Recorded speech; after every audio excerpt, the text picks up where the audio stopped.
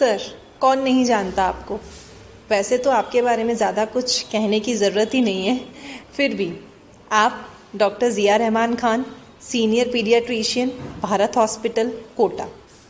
Sir, आपके 8 साल के एक्सपीरियंस के अकॉर्डिंग आज हम आपसे जानना चाहेंगे, सर, कोई भी ऐसा इंसिडेंस रहा हो जिसमें कि पेशेंट की कोई नेग्लिजेंसी रही हो, जिसके रिगार्डिंग आप कोई मैसेज देना चाहें जनता को, जिससे दोबारा ऐसा वाक्य ना हो। Please sir. सी नेग्लिजेंस तो मैं नहीं कहूँगा, पर यह है कि some cases you have to be patient.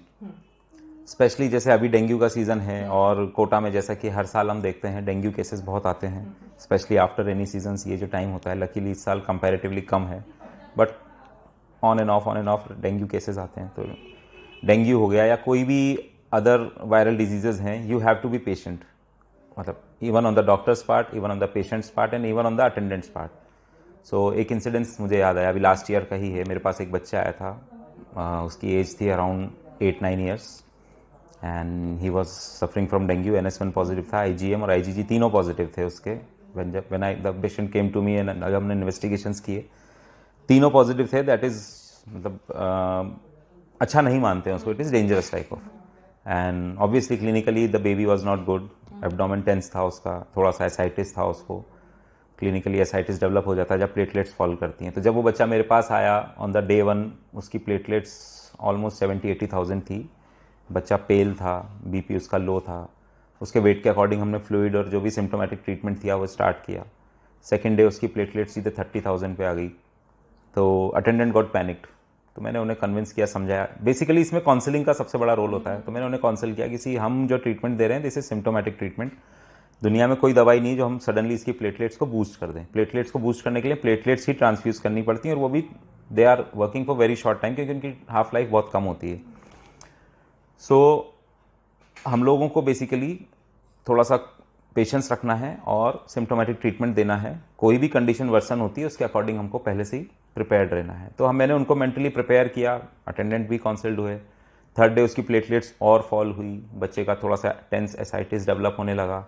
तो मैंने उन्हें काउंसिल किया कि हमें SDP चढ़ाने की ज़रूरत पड़ सकती है, और अगर हम चाहते हैं कि SDP अगर हम डिले करें, क्योंकि SDP कॉस्टली होता है, अवेलेबिलिटी का भी इशू होता है, बहुत मुश्किल से मिलती है, ब्लड ग्रुप भी नेगेटिव था उस बच्चे का। तो मैंने उसको पहले प्लाज्मा ट्रांसफ्यूजन्स किए उसके बॉडी वेट के अकॉर्डिंग। लकीली 3 दिन तक प्लाज्मा ट्रांसफ्यूजन किए, उसकी प्लेटलेट्स स्टेबल रही उसकी प्लेटलेट्स। और 3 दिन के बाद फिर हमने जो है उसकी क्लिनिकली काफ़ी इंप्रूवमेंट हुआ। उसका एसाइटिस जो था वो कम हो गया, प्लूरल इफ्यूजन भी उसको होने लगा था, वो कम हो गया, और हार्ट रेट उसकी कंपैरेटिवली नॉर्मल रेंज में आने लगी। खाना पीना उसने शुरू कर दिया। Almost that baby stayed with me for 8 to 9 days, और विदाउट ICU, हमारे पास ICU की फैसिलिटी नहीं है, और विदाउट ICU हमने उसको जनरल वार्ड में ही रखा और अंडर प्रॉपर ऑब्जर्वेशन और सारी चीज़ें।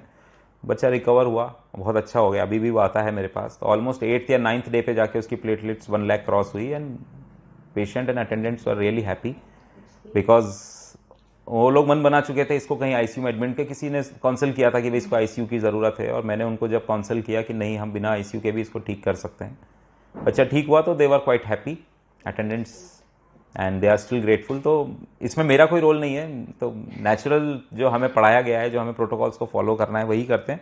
बट द थिंग इज कि attendants and patient should have some patience and have confidence on the doctor. That is most important. मतलब ICU वाला like patient you have treated it. हाँ, बहुत बच्चे हुए हैं ऐसे। तो ये तो आपने पूछा तो लास्ट ईयर का मुझे एक इंसिडेंस याद आ गया। ऐसा होता है अक्सर। मैं ये नहीं कहूँगा कि ICU की रिक्वायरमेंट्स नहीं है, ICU is essential, it is necessary, but sometimes in such scenarios where we don't have facilities, या जहां हमें लगता है कि बच्चे को हम ऐसे भी क्लिनिकली ठीक कर सकते हैं, तो वी कैन मैनेज।